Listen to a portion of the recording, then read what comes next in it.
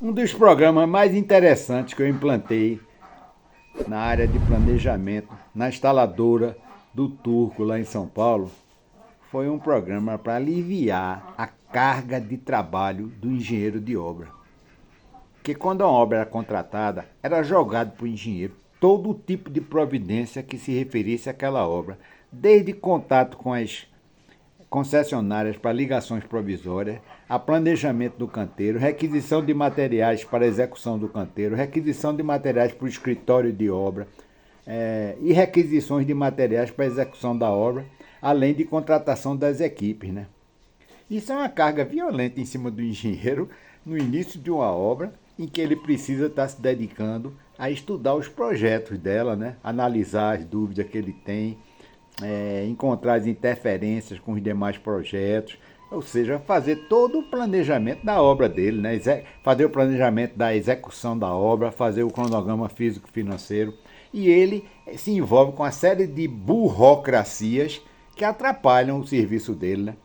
Então, a primeira providência que eu tomei foi decretar uma relação de providências iniciais de contratação de obra a serem executadas pelo Departamento de Planejamento da empresa. A primeira providência, ligações provisórias com as concessionárias. A gente do planejamento é que fazia os contatos com as concessionárias para fazer as ligações. A segunda, definição do canteiro da obra. A gente é que fazia o estudo do canteiro da obra e requisitava os materiais para execução e preparava uma equipe de peão para ir lá e construir o canteiro da obra. A terceira, requisição de materiais de consumo para o escritório e de utilização. Então isso ia desde papel, caneta, grampeador, clips, cadeira, mesa, máquina de escrever, talão de vale, talão de recibo de pagamento, tudo que se refere ao equipamento administrativo da obra, pranchetas, beliche, se precisasse de beliche na obra, tudo, deixando o engenheiro livre dessas porcarias. E a seguir, os kits de entrega de materiais para a obra, que nós já tínhamos feito um estudo de kits de fornecimento de materiais para os tipos de obra que ela tinha, né? Isso aí visava liberar o engenheiro para estudar e planejar a sua obra. Por quê? Os arquitetos, infelizmente, eles fazem os projetos de arquitetura, mas não se preocupam com os complementares, sabe? E tem que ter alguém que faça um estudo de interferência entre os projetos complementares. Existia um arquiteto no Recife, nos anos 70, que se preocupava com as instalações complementares. Ele reunia todos os projetistas de instalações complementares, elétrica, sonorização, telefonia, ar-condicionado, água, esgoto, gás, e definia as cotas de cada um, para que não houvesse interferência quando da execução. Por exemplo, a água e esgoto tem que ficar embaixo de elétrica, né? Porque senão a água e esgoto pode dar um vazamento e atingir a parte elétrica. E assim vai, né? Outra coisa, tem certas instalações que são mais acessadas pela manutenção do que outras. Então essas instalações têm que ficar mais acessíveis à instalação, né? Quando a gente inicia um programa de modernização ou de otimização numa empresa, geralmente em torno de 40% tem má vontade. Do pessoal da empresa tem má vontade para executar aquele programa, sabe? Por questões diversas. Até pelo simples teimosia mesmo. O cara é um teimoso, não gosta de novidade. Qualquer coisa que seja diferente do que ele faz, ele teima, não quer fazer. Desses 40%, 25% não tem jeito. São caras irrecuperáveis que você tem que se descartar deles. Então isso dá um total de 10% dos quadros da empresa, né?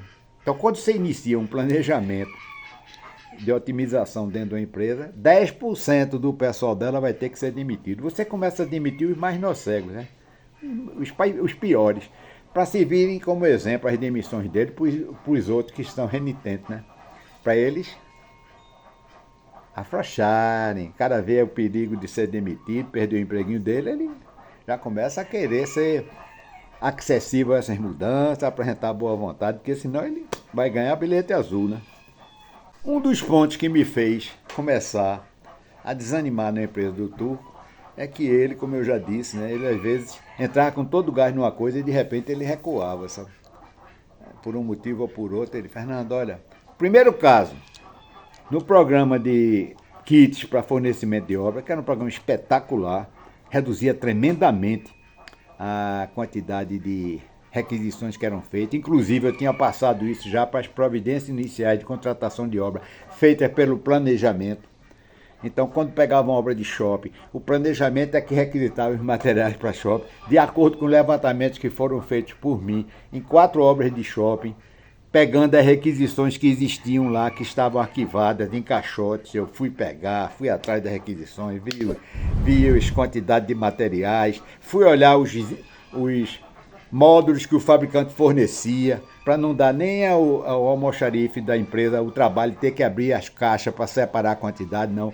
Os kits eram feitos em múltiplos das quantidades mínimas que os fabricantes forneciam. Então ele simplesmente separava os caixotes do fabricante. Não ia abrir caixote para tirar 10, 12 peças, não. Se o caixote vinha com 50, o múltiplo mínimo daquela obra era 50 peças daquela.